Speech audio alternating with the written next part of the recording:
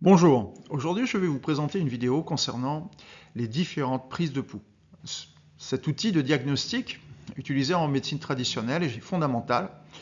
Et aujourd'hui, on va dire que la majorité des praticiens de médecine traditionnelle chinoise utilisent une unique méthode de diagnostic par le pouls. C'est celle que l'on appelle aujourd'hui la prise de pouls des organes. Et je vais vous montrer qu'à travers les textes classiques, eh bien, il en existe tout d'abord plusieurs autres et qui sont bien plus fondamentales, voire même indispensables pour établir un diagnostic digne de ce nom. Alors, tout d'abord, vous avez donc le yin-yang, vous avez le sang et l'énergie, qui sont des aspects du yin-yang, vous avez les trois foyers, vous avez les quatre énergies, avec l'énergie ancestrale, vous avez le sang, vous avez l'énergie nutritionnelle, vous avez l'énergie défensive, vous avez les 5 éléments, et on verra que pour les 5 éléments, il y a plusieurs méthodes de prise de pouls. Vous avez les 6 couches ou les 6 axes énergétiques, vous avez les 8 merveilleux vaisseaux, et on va dire en bout de course seulement vous arrivez aux organes. Donc bien avant de vouloir vous interroger sur les organes, il est fondamental de regarder comment, dans quel état se trouve le yin-yang du patient, si l'énergie circule correctement dans les trois foyers, si dans les 5 éléments, les éléments sont équilibrés entre eux, est-ce que les échanges se font correctement, est-ce que les énergies nutritionnelles, défensives, le sang ou l'énergie ancestrale sont à un niveau correct. Donc, si vous zappez tous ces aspects et qui sont clairement décrits dans les textes classiques et dont il y a on va dire, une méthode de diagnostic par le pouls qui est décrite, eh bien vous êtes à côté de la plaque. Vous êtes en train de vous concentrer sur un détail que sont les organes, alors que finalement, le problème est totalement différent. Alors, le pouls du yin-yang, comment est-ce qu'on peut le prendre? En fin de compte, il n'en a pas qu'un. Il y a plusieurs méthodes de prise de pouls qui permettent de déterminer comment est le yin-yang chez le patient. Et pour ça, il faut comprendre qu'est-ce qu'est le yin et qu'est-ce qu'est le yang. Alors, vous avez des critères yin-yang hein, qui sont donnés par la tradition chinoise. Par exemple, le yang par nature est en haut, le yin est en bas. Vous avez la gauche et la droite qui distinguent le yang à gauche, le yin à droite. Vous avez la partie superficielle qui est considérée comme yang, la partie profonde qui est considérée comme yin. Vous avez la partie postérieure yang et la partie antérieure qui est yin. Eh bien, dans la prise de pouls, par exemple, vous pouvez prendre la notion de gauche-droite. Eh bien, le pouls gauche reflète tout simplement l'état du yang du patient, tandis que le pouls droit va refléter l'état du yin du patient. La partie superficielle du pouls va refléter pareil la notion de yang, tandis que la partie profonde du pouls va refléter la partie du yin. La partie qui correspond au foyer supérieur, eh bien c'est le ciel, donc c'est la partie yang, tandis que la partie inférieure, la loge 3, le foyer inférieur, c'est la partie du yin. Donc vous voyez, il y a plusieurs méthodes de travail par rapport au yin-yang. À ça s'ajoute encore la difficulté, par exemple, la difficulté 4 du Nanking, qui vous décrit d'ailleurs, qui vous donne des caractéristiques du pouls yin ou du pouls yang. Dans la difficulté 9 du Nanking, vous retrouvez aussi cette notion de yin-yang qui est décrite. C'est surtout par rapport à la notion donc, de rapidité et de lenteur du pouls, hein, qui renvoie à des notions de chaleur et de froid. Alors ensuite, vous avez donc les trois foyers. Alors les trois foyers, vous avez le Nanjing, hein, qui vous décrit très très bien donc la prise de pouls, donc les trois foyers, hein, à la difficulté 3 et à la difficulté 4. C'est repris dans le Moqing ou Maijing de Wang Chuho, dans le livre 1, paragraphe 4, dans le livre 2, paragraphe 1 et 3. Alors, ça vous sert à quoi? Eh bien, tout simplement à savoir si les énergies circulent entre le ciel, l'homme et la terre, enfin, donc entre le foyer supérieur, le foyer moyen et le foyer inférieur. Et ça vous renverra évidemment sur des traitements spécifiques, je dirais, à chacun des foyers. Donc là, on ne parle pas d'organes. Hein. Donc quand vous avez une problématique, par exemple, dans le foyer supérieur, on n'est pas en train de focaliser ni sur le cœur, ni sur le poumon. Vous avez des points qui agissent directement sur le foyer. La même chose dans le foyer moyen et le foyer inférieur. Donc il est important pour vous de pouvoir établir un bon diagnostic de foyer et non pas de focaliser sur les organes du foyer. Alors ensuite, vous avez les quatre énergies. Alors c'est quoi les quatre énergies? C'est votre énergie ancestrale, c'est le sang, c'est l'énergie nutritionnelle et l'énergie défensive. Eh bien, pour chacune de ces énergies, vous avez des qualités de pouls, parmi les 28 formes de pouls décrites, vous en avez certaines qui vous décrivent que ça correspond à un vide de sang, vide d'énergie nutritionnelle, vide d'énergie défensive. Par exemple, pour le vide de sang, c'est ce qu'on appelle le pouls creux ou le pouls dicrote. Pour l'énergie nutritionnelle, une des formes de pouls, ce sera le pouls fin. Pour l'énergie défensive, c'est un pouls superficiel. Donc, s'il est présent en dehors de la saison de l'automne, puisque il s'avère qu'il correspond au pouls de la saison de l'automne, donc du métal, si il y a cette forme de pouls, vous savez que vous avez une énergie défensive qui risque d'être à plat et que peut-être même une énergie pathogène a pénétré donc le corps. Si vous ne maîtrisez pas ces différentes qualités de pouls, vous ne pouvez pas comprendre ce que vous avez sous les doigts. Donc là encore, on ne parle pas d'organes.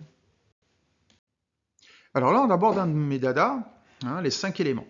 Alors, dans les 5 éléments, en plus, il n'y a pas qu'une seule méthode. Question de faire simple, il y en a plusieurs. D'abord, vous avez donc la circulation de l'énergie dans ce qu'on appelle les 5 éléments ou 5 mouvements, peu importe la traduction que vous avez choisie. C'est s'assurer que l'énergie va passer donc d'une loge à une autre. Et ça, c'est déjà des Souliers de Moirand, c'est décrit. Georges Soulier de Moirand nous décrit une prise de pouls qui vous permet donc de savoir si le cycle d'engendrement fonctionne correctement.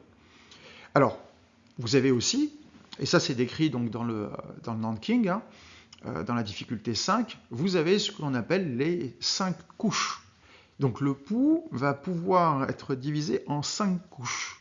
Donc vous allez partir de la partie la plus superficielle, et puis vous allez descendre jusqu'à l'os. Vous allez devoir, en fin de compte, en fonction de la pression que vous allez mettre sur les doigts, vous allez savoir si c'est une problématique de métal, de feu, de terre, de bois ou d'eau. Voilà. Donc là, vous voyez encore une fois, vous avez une deuxième méthode d'analyse qui est celle des 5 éléments, mais cette fois-ci par couche. Alors ensuite, vous avez aussi la qualité des pouls selon les 5 éléments. Donc en fonction, je dirais, de la qualité du pouls, vous savez si par exemple le pouls, exemple, est tendu, ça correspond à l'énergie du bois. Si vous avez un pouls qui est glissant, vous aurez une notion de feu, etc. Et puis, donc là, encore une fois, vous avez donc une notion de 5 éléments. Et puis, vous avez la notion de saison. Parce que votre métabolisme doit s'adapter finalement à chacune des saisons. Et si votre métabolisme ne s'adapte pas, en fin de compte, ça ne se reflète pas dans la qualité de votre pouls. Alors ça, vous le retrouvez entre autres dans le Mo-King ou Meijing, dans le chapitre 3. Donc, vous voyez, par les 5 éléments, vous avez au minimum 4 méthodes d'analyse qui vous sont indispensables pour pouvoir savoir est-ce que l'énergie circule bien entre les différents éléments, est-ce que votre patient s'est adapté finalement à la saison dans laquelle vous vous trouvez actuellement. Et c'est ça qui est important lorsque vous avez un patient qui vient pour un suivi énergétique. Réussir à capter dans quelle saison son métabolisme est resté, ou est-ce qu'il a réussi à s'adapter et en fin de compte à passer dans la nouvelle saison, à la saison actuelle. Dans certains cas, vous avez des gens qui ont, on va dire, 2 saisons de retard. Il y a des techniques qui vous permettent de remettre la personne dans la saison. Mais encore faut-il être capable de pouvoir analyser le pouls. Sans ça, vous êtes à côté de la plaque, comme je le dis. Alors ensuite, vous avez donc ce qu'on appelle les 6 énergies.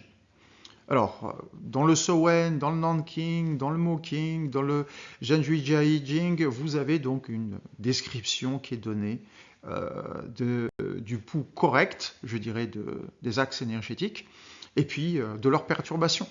Quand tel axe énergétique est perturbé, vous avez une certaine qualité de pouls qui se reflète.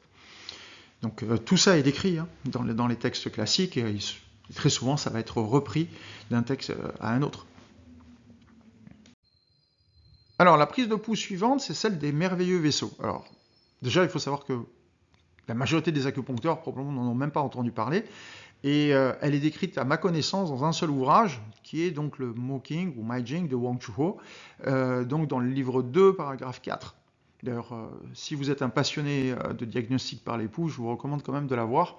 Alors, il y a une traduction française de l'éminent acupuncteur Nguyen Van Guy qui en a fait la traduction. Je crois que c'est la seule traduction française. Il en existe également une traduction en anglais. Moi, quand je travaille dessus, j'utilise les deux. Question de toujours faire des comparaisons entre les traductions. Mais c'est un ouvrage excessivement intéressant que je vous recommande si vous pouvez mettre la main dessus. Voilà. Donc pour les merveilleux vaisseaux, il existe en effet donc une méthode de diagnostic. Elle est compliquée, hein, c'est le moins qu'on puisse dire. Moi je travaille dessus, je n'ai pas du tout la prétention de la maîtriser. C'est vraiment très très subtil et heureusement, je dirais, qu'il existe des méthodes de diagnostic des merveilleux vaisseaux autres que la prise de pouls, parce que sinon on a vite fait de se casser les dents. Hein. Voilà.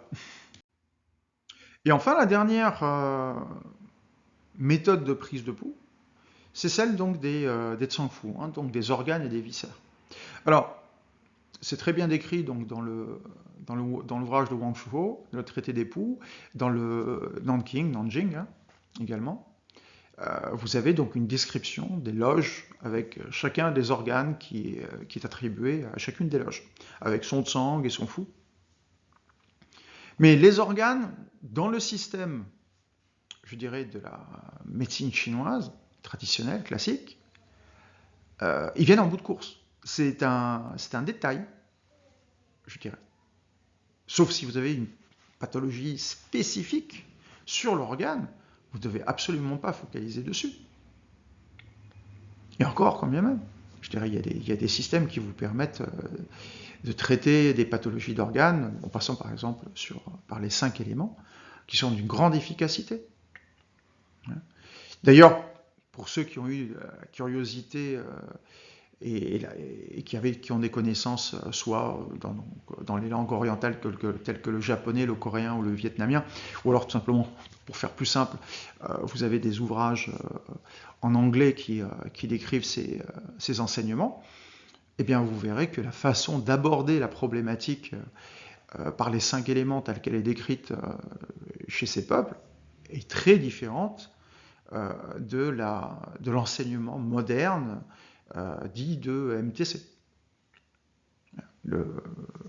La façon d'observer, d'analyser est très très très différente.